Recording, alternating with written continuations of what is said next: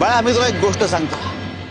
एक माणूस होता, त्याचे 3 मित्र होते आणि त्या माणसाच्या मृत्यूच्या अखेरच्या समयी ते 3ही मित्र त्याला भेटायला आले.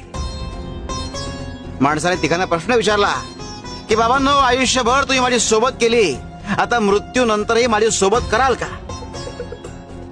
त्यावर पहिला मित्र म्हणाला की आयुष्यभर मी तुझी सोबत केली, मात्र आता माझा नाईलाज आहे. दुसरा मित्र म्हणाला की मी तुझी सोबत तुझे अंत्यविधी पूर्ण होईपर्यंत करू शकतो.